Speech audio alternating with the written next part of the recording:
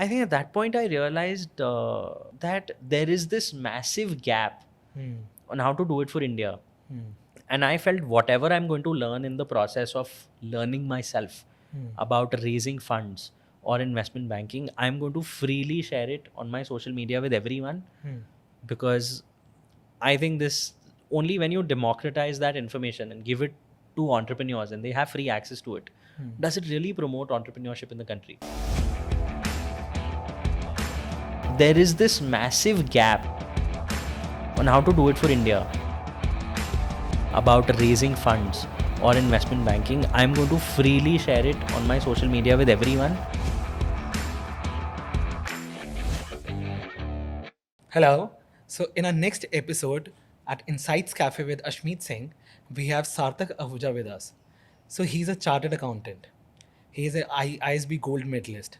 Indian School of Business. He has done his MBA from Indian School of Business. He's an investment banker, and he has authored 2 books in less than 12 months, which is a massive achievement. So let's demystify his career trajectory and let's take it forward. So hi Sarthak Ahuja, how are you? Hi Ashmeet. Hi Ashmeet Singh, if I should add. Yeah, I'm So very well, thank you. yeah. So let's start with your journey and let's start with your childhood. How was your childhood? And let's take it forward. Yeah, so I grew up in Delhi, so I've been a Delhi guy all through. I grew up in Delhi. Both my parents are chartered accountants, which the meaning of which I kind of had no idea to back in the day. And I remember when I was still in kindergarten, my mom asked me, "What do you want to be when you grow up?" Yeah. And this one day I said, "Police," you know. Another week she asked me, she's like, "Okay, good, go off to sleep, good night." The second time I probably said something like, "I want to be an astronaut." And she said, "Okay, good, go off to sleep." Okay. And this one time I remember I just said CA without really knowing what it really means. Just knowing that both my parents are CAs.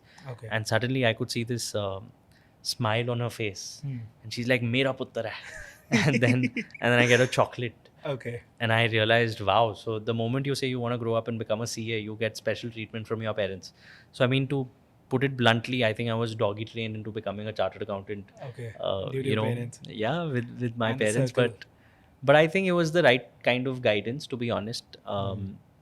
So I grew up. I grew up in several parts of Delhi, but I went to St. Columbus School. That's where I did CP. my schooling from, and after that I went to University of Delhi. I did my undergrad in finance and investment analysis from Shahid Sukhdev College of Business Studies. Okay. I thereafter did my CA, CS, CMA, complex set of courses and degrees, but primarily CA is into taxation and auditing and accounting. CS is about corporate laws. CMA is about cost and management accounting. Thereafter, I mean, I was blessed and lucky enough, I should say. I mean, no credit to myself. I think my parents guided me right. And then God has been kind, my grandmother's blessings, that by the time I was 23, I happened to pass all these 4 degrees, and I was published about in newspapers in the country to say the youngest Indian to have completed 4 degrees by 23. So I think that was very, I would say, humbling an experience. And thereafter, I continued to work with my parents in their CA firm. I was primarily working in taxation and auditing, but I felt those subjects were really dry and I wasn't enjoying myself. So I felt that an MBA experience in India may really add to one exposure to other subjects, which are more new, which are more cutting edge. Could be something like tech, what's happening in marketing, what's happening in product management. So I wanted to do an MBA from an A-League place. And I also wanted to do it, to be honest, for the peer learning, because CA as a course is not, you don't do it at a hostel, right? You're supposed to study by yourself. So the peer learning opportunity is actually very limited. So I thought the Indian School of Business was the right place for me to apply, because I wanted to work in India, build my business here, which is why it seemed like studying at ISB would be the best bet for me. I applied, luckily got in, which is where I did my elective in marketing. So my specialization was marketing and strategy. I graduated ISB in 2017, and Thereafter, I mean, one shocker during the MBA was everyone practically wanted to Get the take up a placements. placement. Hmm. You know, that's how Indian MBA is like. Hmm. I wanted it for the peer learning, for the network, for the brand. Hmm. So I didn't sit for placements, and I came back deciding to set up my own consulting practice.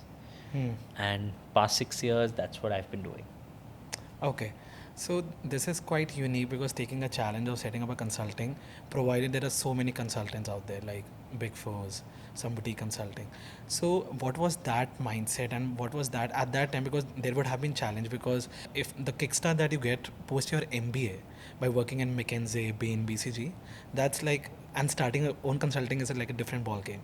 So how was the thinking mindset in that domain? So my exposure to consulting was that I saw at ISB practically everyone, you know, out of the 900 odd people in the batch, practically 80% wanted to get into consulting.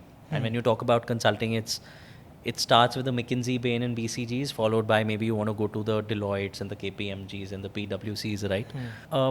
I felt that it's only the Fortune 500s or companies beyond a particular threshold in revenue and cash flows and profits who can actually afford the services of all these agencies. You know, the billable hours and the rack rates are actually quite high.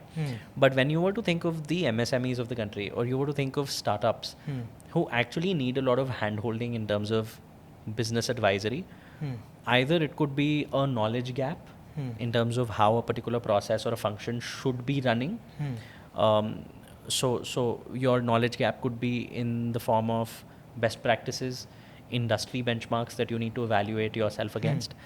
Either it's a missing piece of that, or it's a lot of times it's just an experiential hand or an experiential mind which is missing in the business.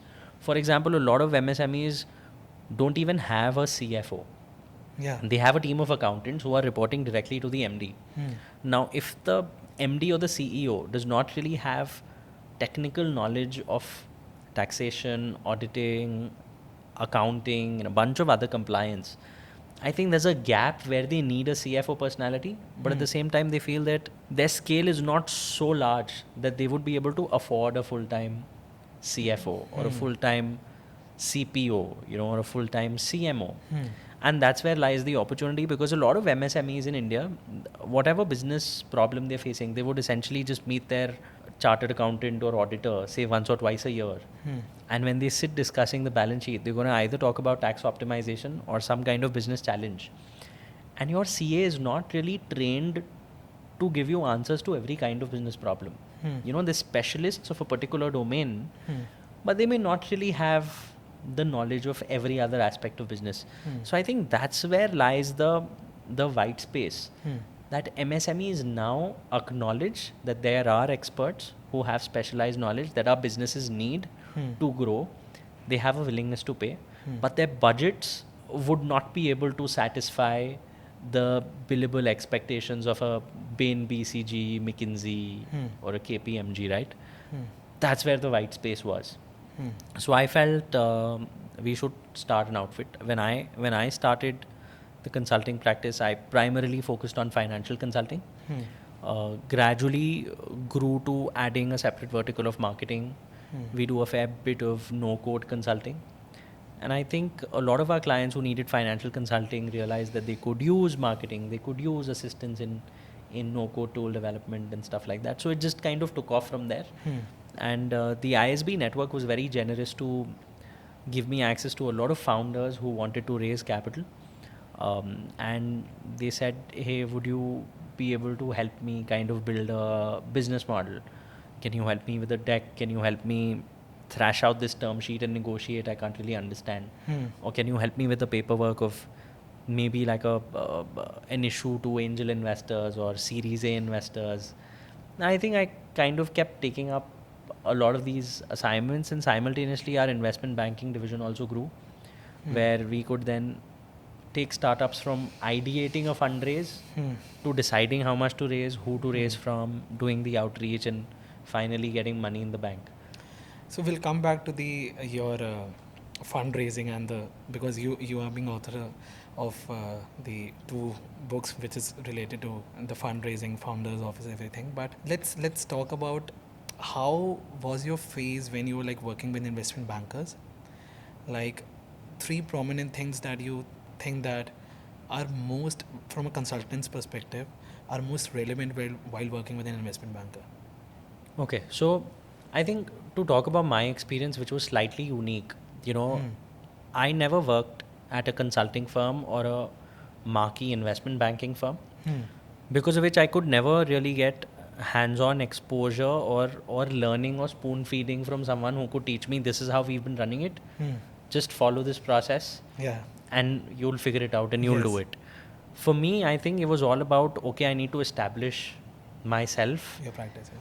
How do I solve this problem for this client? And I think while a lot of the academic education and the degree can give you the academic knowledge, a Yes. lot of times it's the practical applicability that someone has to teach you. For me, since I was setting it up all by myself, a lot of times I would try and search for answers online, watch a lot of videos, read articles, and then figure that most of the information available online was actually written from a Silicon Valley context. So there was no fresh, unique literature catering to fundraising or investment banking in India, given it's still nascent when you compare it to, the US and a Like few it's been other. just a decade. Absolutely. Yeah. So I tried ordering for a lot of books, and turns out even though when I would order for books written by Indian authors, it would turn out that these are people of Indian origin, but based out of Boston or Silicon Valley or New York. So the context again was all very American, right? I would try reaching out to a few friends who would be working at the biggest law firms or the biggest consulting practices, iBanks, to say, I'm facing this challenge. How do you decide whether it should be a preference share or a convertible debenture, or if we want to do convertible debt, should we do convertible notes or should we do iSafe CCPS? I mean, there are a lot of these technical questions, right? And I realized that people were not very open to giving straight answers. Now, there could be several reasons for it. It's all subjective, I think. Either I feel they felt that this was knowledge which was very privileged, which they sell for a very high amount in the market. So they don't want to freely give it away to someone who could be a potential competitor. Or a lot of times with certain friends who I genuinely trusted to be able to share things with me, certain questions I realized they would say, hey, your question's good, but I don't know the answer. This is how it's done here. So we just follow the process. Yes. But the background or the context of why it's done in a particular way is... You'll have to figure out. Yeah, you'll have to figure out, or we don't have a straight answer. Okay. I think at that point I realized that there is this massive gap on how to do it for India.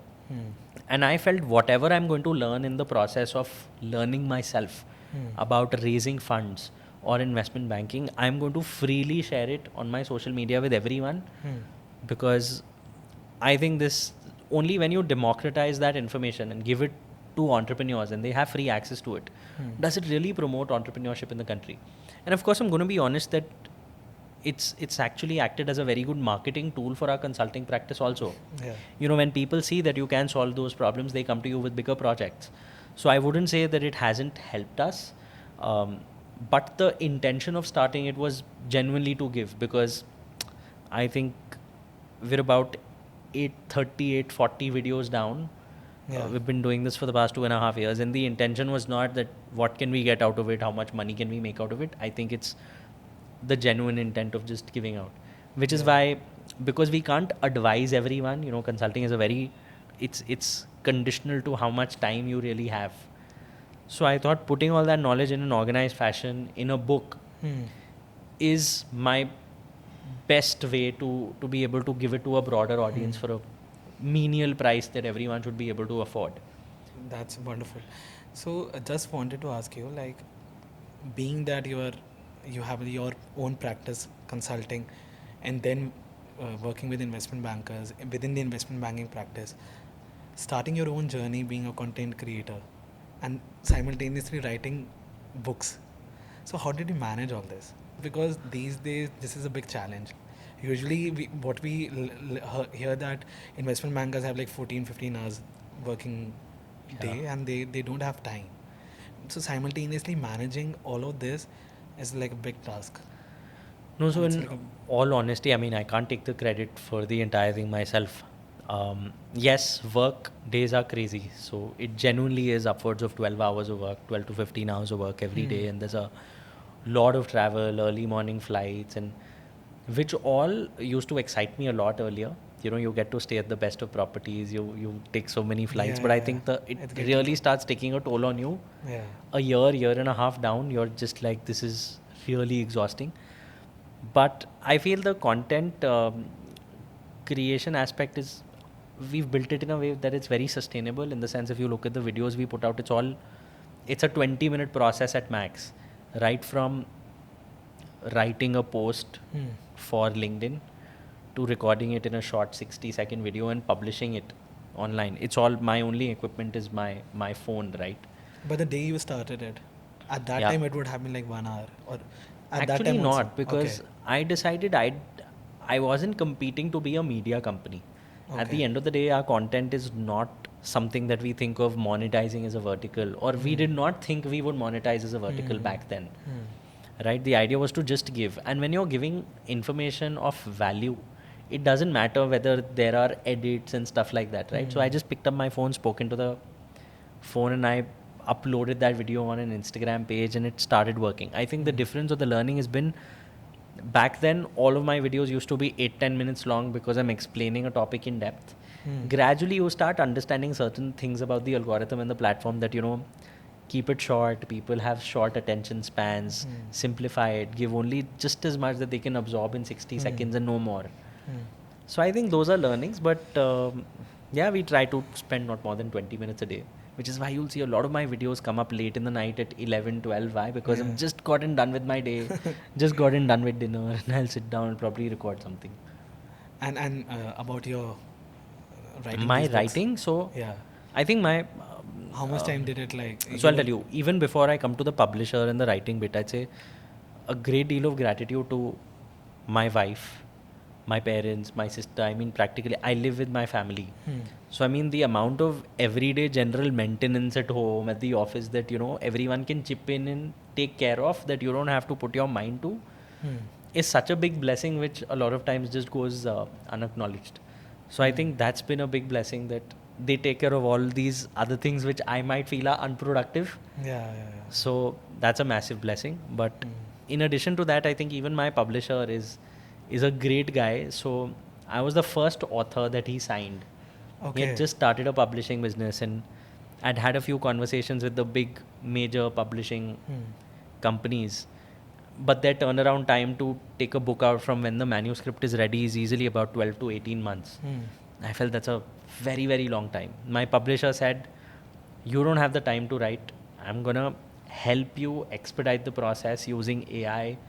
I'm going to transcribe it for you. We'll edit it together, and your book is going to be out in 4 months. Oh. He said, the only thing I want from you is, can you give me 2 hours every alternate day for 3 months? Okay. And I said, sure. So in the evenings, when I would go for my jog and a walk, I would be plugged onto the call where I first thrashed out the table of contents. I would just keep explaining each chapter to him. I would just talk. He would use an AI tool to transcribe it. So the call would get transcribed. He would edit it and send it back to me saying, this is what has come out. Do you think this is good or not? We do some edits on it. So I think he really helped use technology to expedite the process. And for me, I didn't have to spend time punching keys. Yeah. I could just do my exercise and simultaneously just explain everything. And it was great that he didn't have any background in finance. Yeah. So he could genuinely ask questions from an amateur's perspective. Yeah, And from for me to layman give perspective. examples to be able to explain it to him. Yeah. And then for him to write it. I Which think that's made- what really worked for the book. Yeah, which make it like more enriching experience. Correct. Yeah.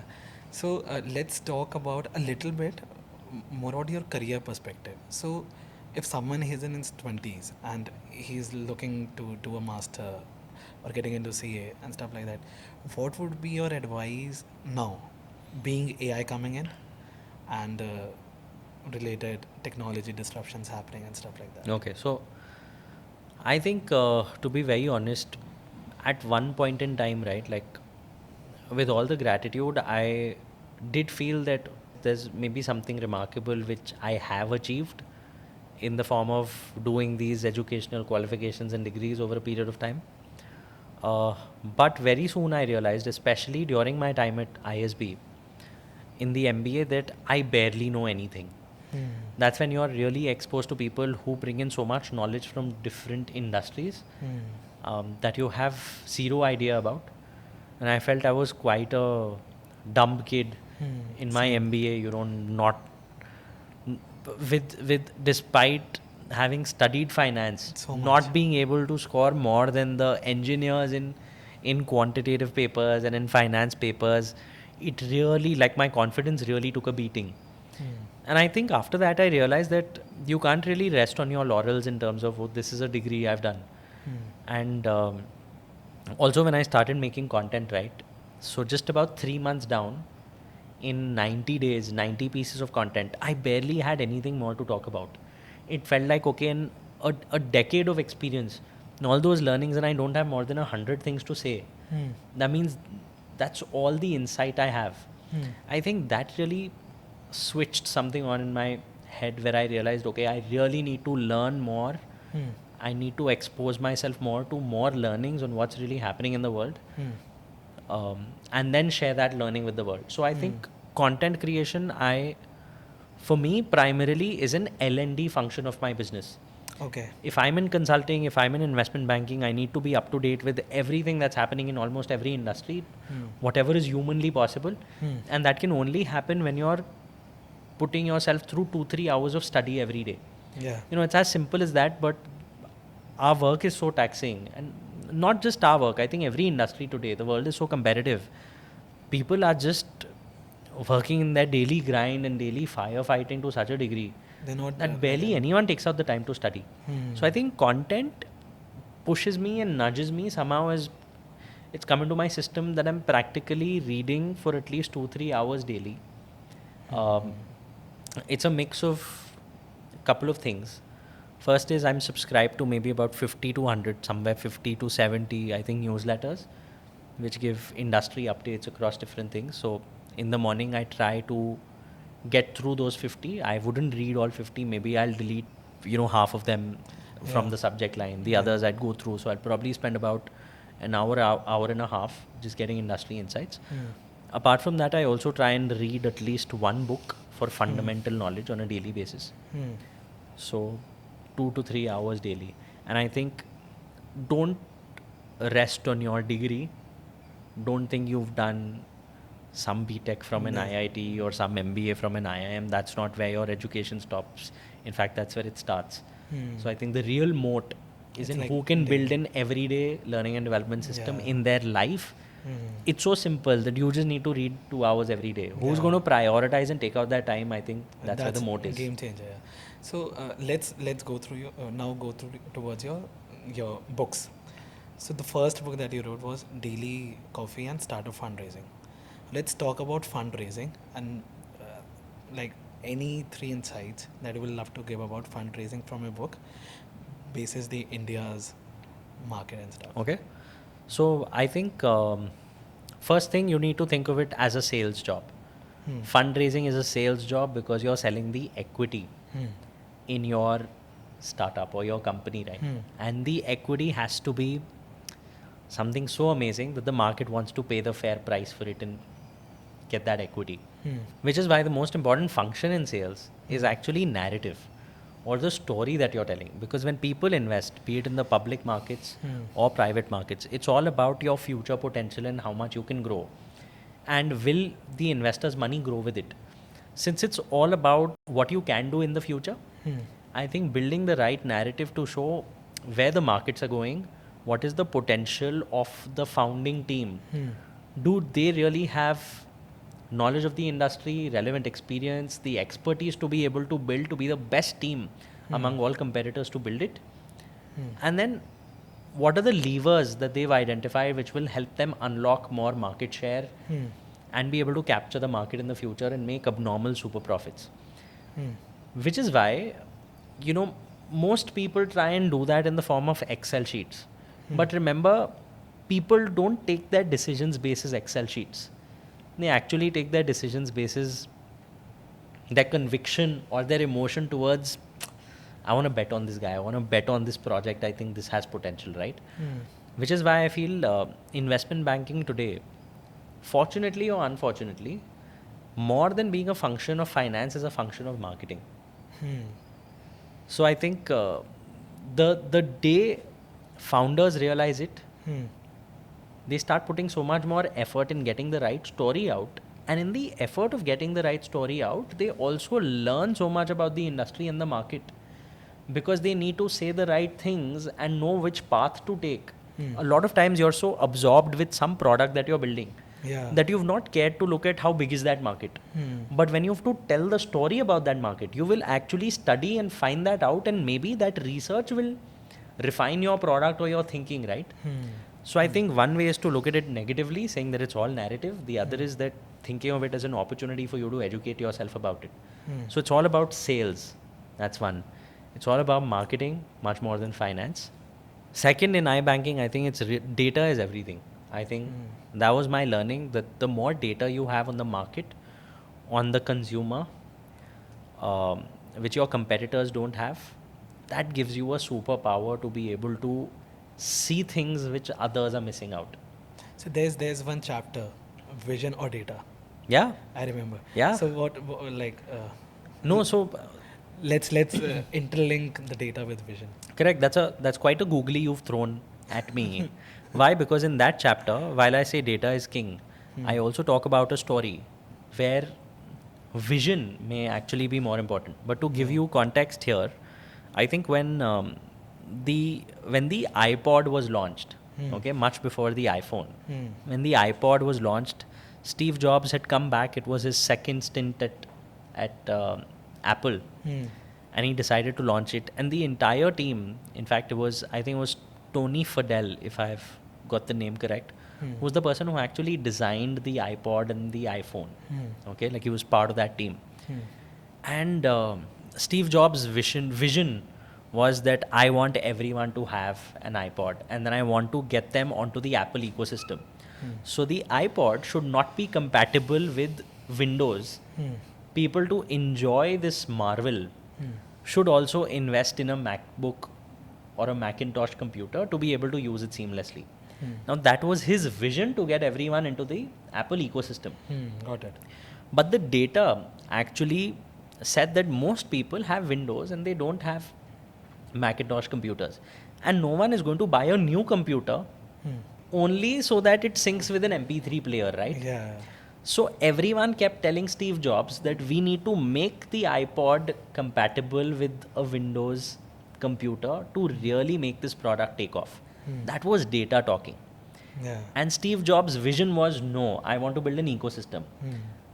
They put it through a lot of debate and like a deciding vote, where finally it was decided that they have to make it compatible with Windows to actually scale it. And Steve Jobs kind of lost that vote, so to say. This is where data trumped vision. But at the same time, today, if you look at Apple, it's that vision of building an ecosystem which has actually made them upsell practically every product to their consumers. So I think both are important. When you use vision and when you use data, I think that's a balancing act. Yeah. So one can go over another. Yeah. So I would say, one, like I mentioned, is narrative and marketing. Second is data is everything. And the third is having an everyday L&D system as part of your life.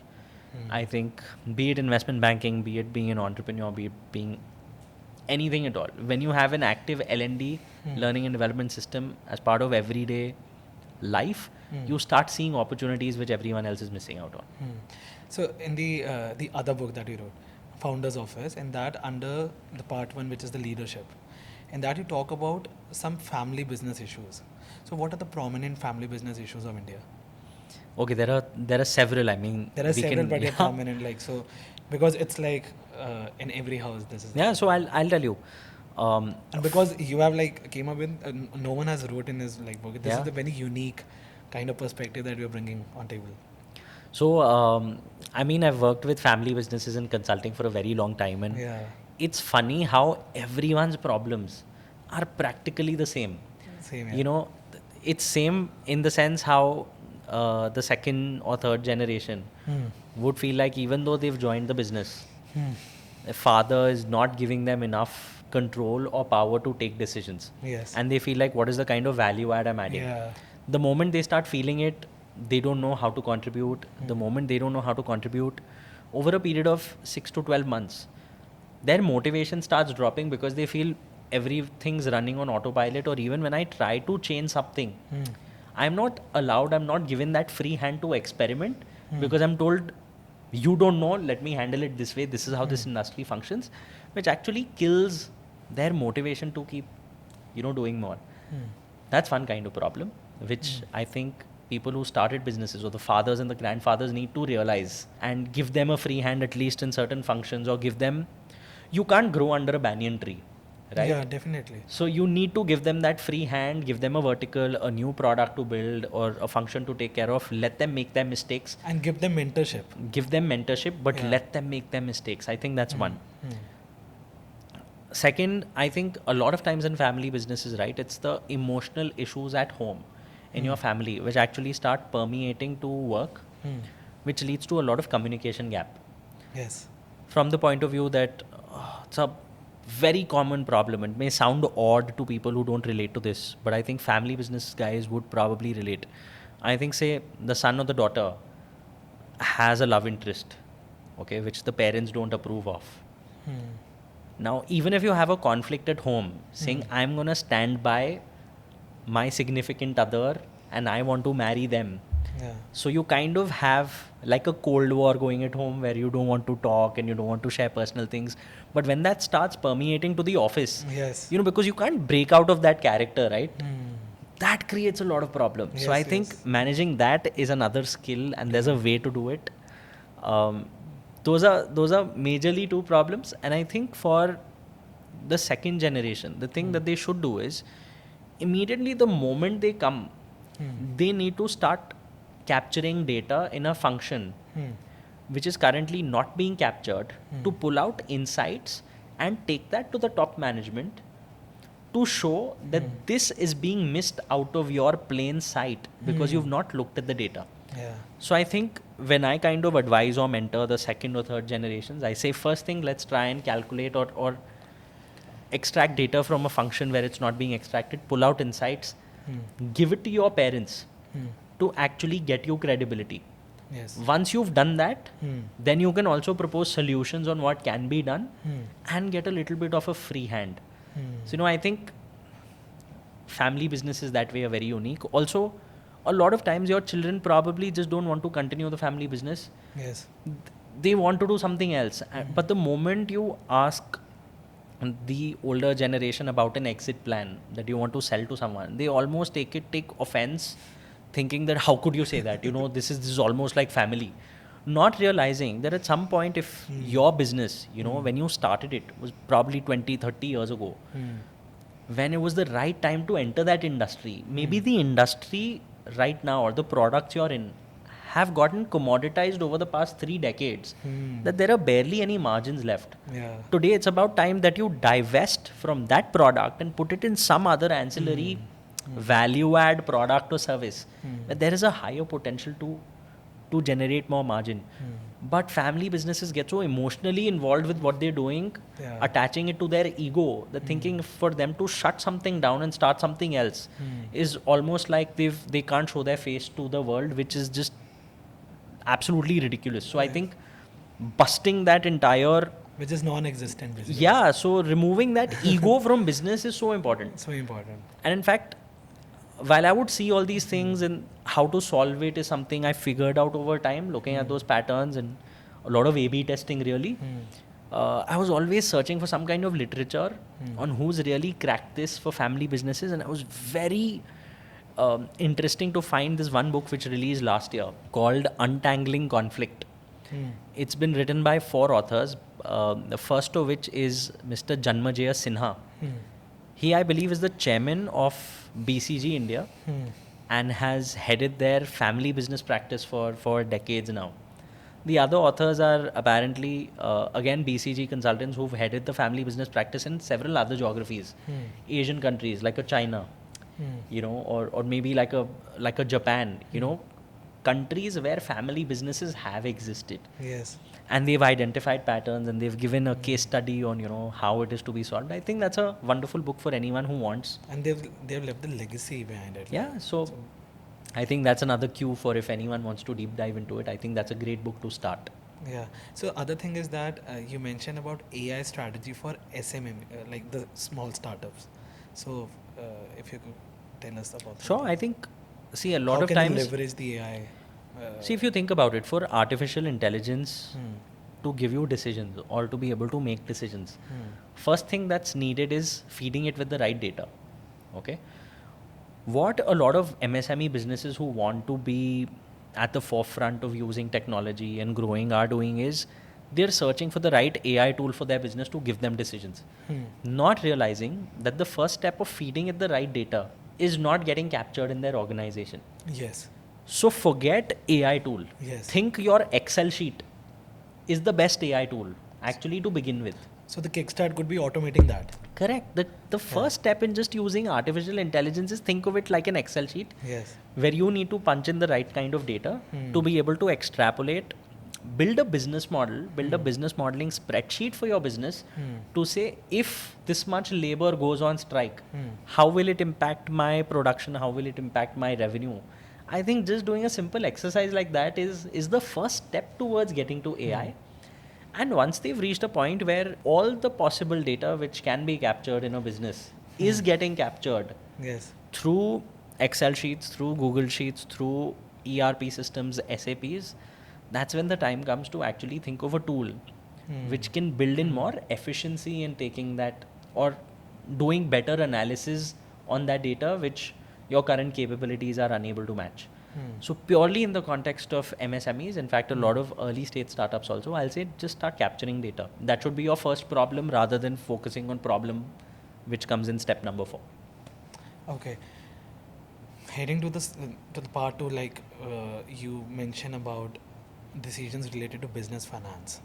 So, what do you think that is unique when we are thinking about business finance, like largely general from a general perspective, What is unique about business finance? I think from the founder's office? so. A lot of times people think of unit economics. They'll say for every unit of this product sold, I make this much of profit. Say if product sells for 100 rupees and I make 20 rupees in profit, my fixed costs are 20,000 rupees per month. So I need to sell 1,000 units to break even. Yes. Okay, that's what they think of, which is a great analysis, should be done. A second analysis I think is important, which a lot of people are missing out on, is actually the payback period.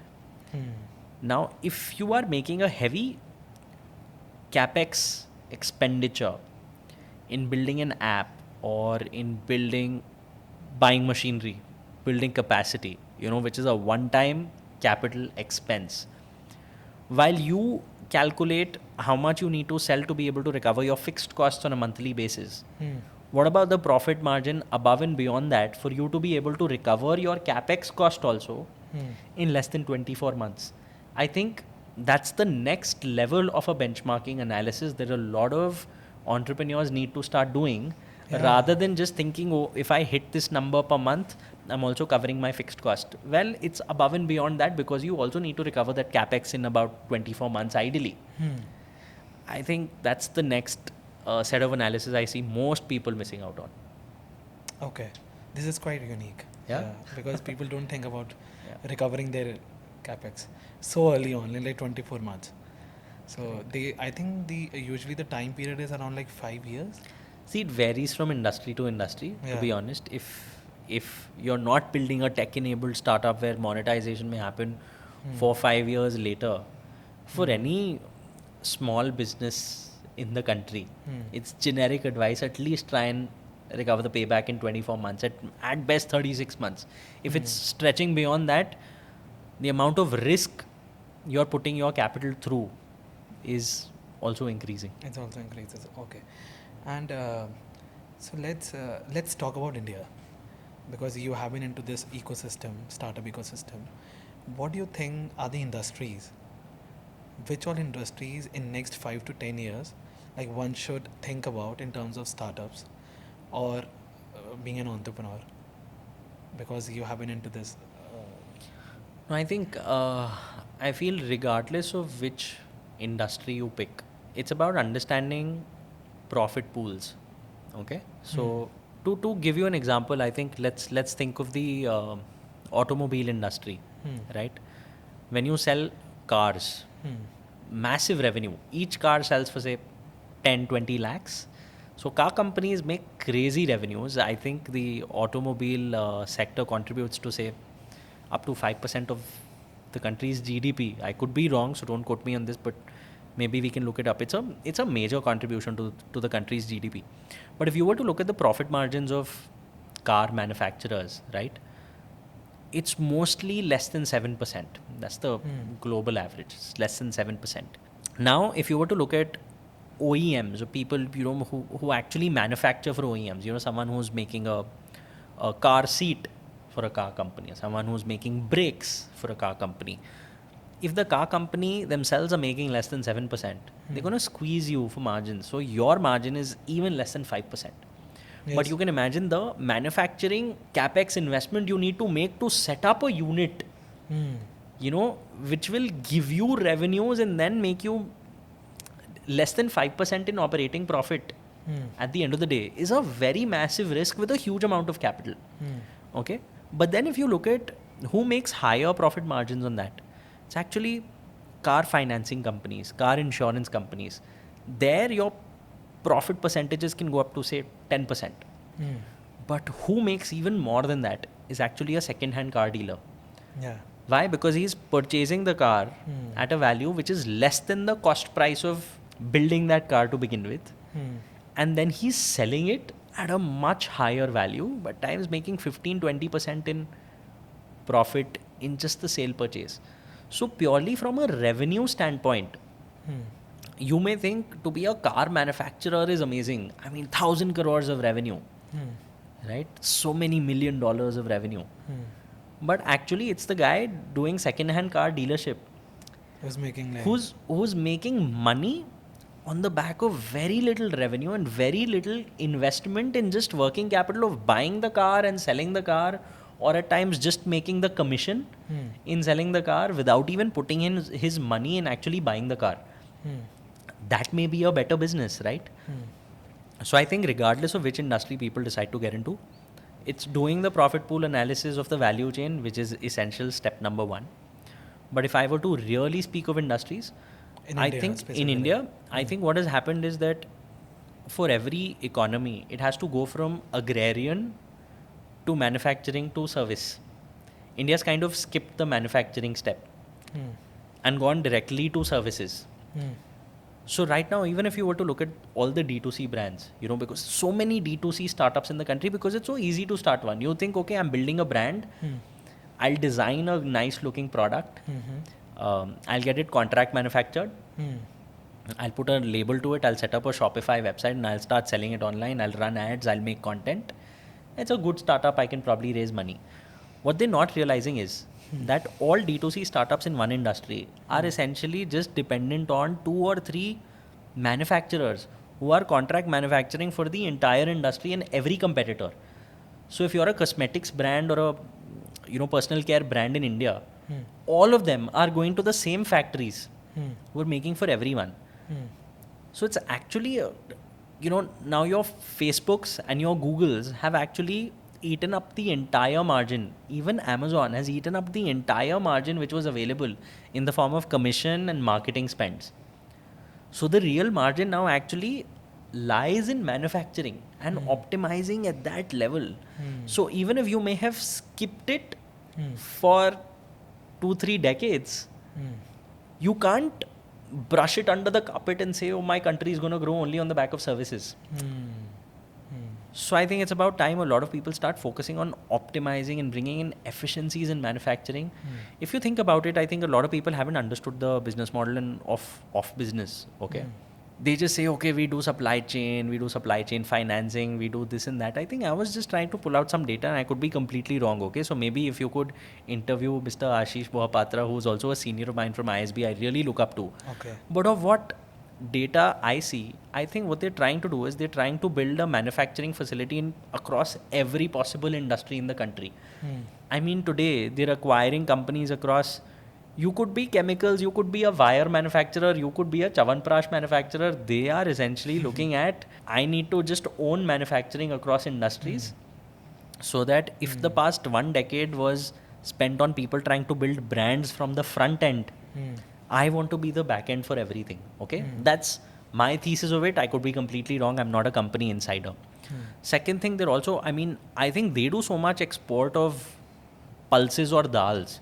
That's such a boring business, right? Like, you won't think of a startup exporting dal.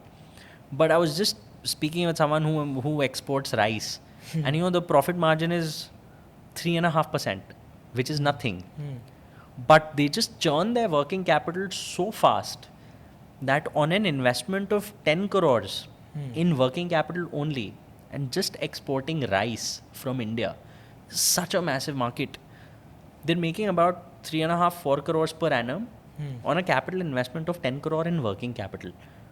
40% return on investment Yes. in a business that gives you 3.5% profit margin. Okay, so when you have lower profit margins, the game is about rotation and velocity and how fast you churn your capital, right? Yes. So I think I've given you an example of rice, I've given you an example of automobiles, and then I've given you the example of a startup. At the end of the day, it's about low margin, high velocity, or high value proposition. So recently, I was also reading about the dry powder, which is sitting Yeah. with the most of the VCs, and Correct. I also read about I read a report which mentioned that we would see M&A activities in next some years. So what's your take on that?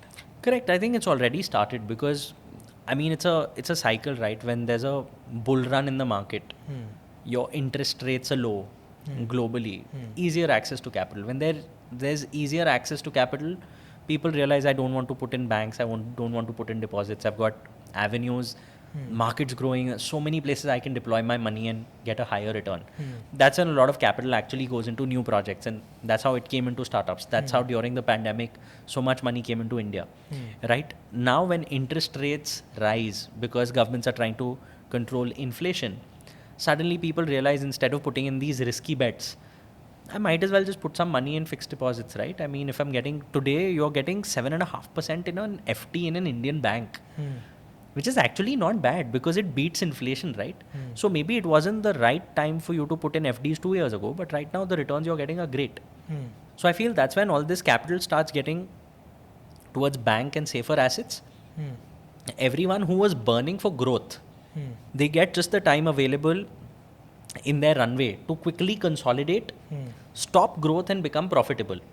Because if they don't control growth, or capital efficient growth is not brought in, and they don't turn profitable, their sustainability is at risk. The moment their sustainability is at risk, that I need money, otherwise I'll have to fire everyone, I have to stop this business. The moment that happens, their best bet, I mean, other than just shutting down, is, okay, let's just get acquired. So if the past 2-3 years, so many startups have gotten so much capital which has been diverted towards growth and not towards generating profits, suddenly now that their runways are running out, they either need to turn sustainable, or the bigger players like your Tatas, Adanis, Ambanis, the D-Marts and all of these families who've got so much money and are looking at new opportunities are just going to acquire you and enter every practical industry that they can. So talking from a startup perspective, we have seen unicorns, but at the same time, startups are also failing. So what do you think about could be the main reasons that which is happening with the Indian ecosystem related to that startups are failing because they are running after valuations, they're not running after majorly problem solving? What could be the main reason? I'll tell you. See, I feel it's incorrect to put the blame on founders. It's incorrect to put the blame on VCs.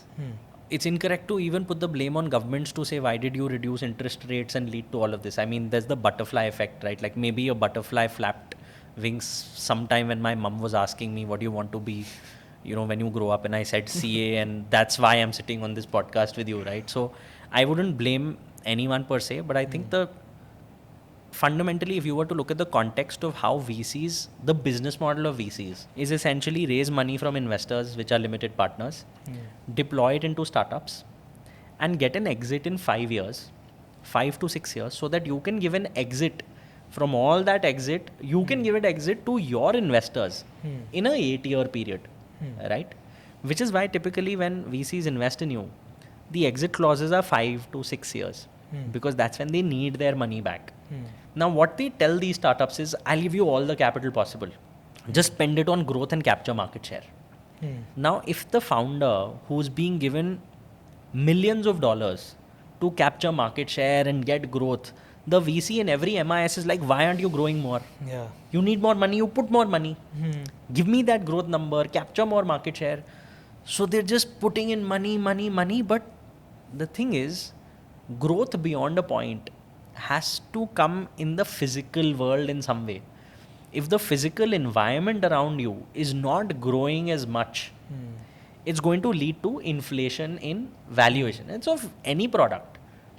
Today there is just, you have just 1,000 rupees.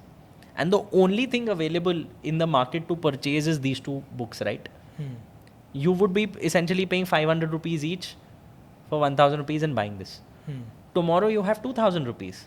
The only thing available in the market is these two books, right? And nothing else to purchase. And you want it. You might just end up paying 2,000 rupees to get it.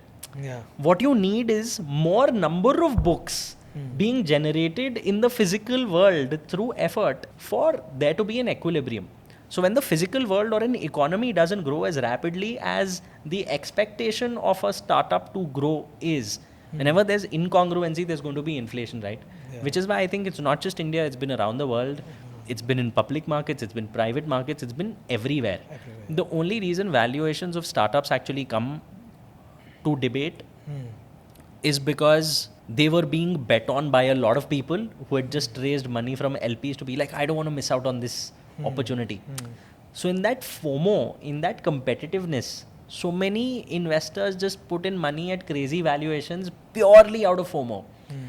And how do you create FOMO in the market? It's all marketing and narrative. There's no underlying asset which has that kind of value, right? Yeah. Crypto market went bust. Yeah. Whenever people are investing on the back of FOMO, it's a problem. So it's a skill for a founder who can play it at the right time in the right quantity.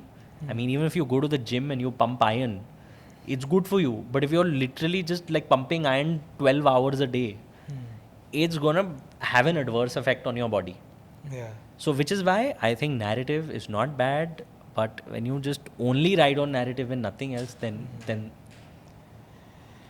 I think it was great to have you yeah. today, and thank you so much for accepting our invitation. And Pleasure's mine. I think I only get to speak for about 60 seconds on a daily basis online. So whenever I get some such opportunity, I have to overcompensate and end up talking so much, right? So I'm glad.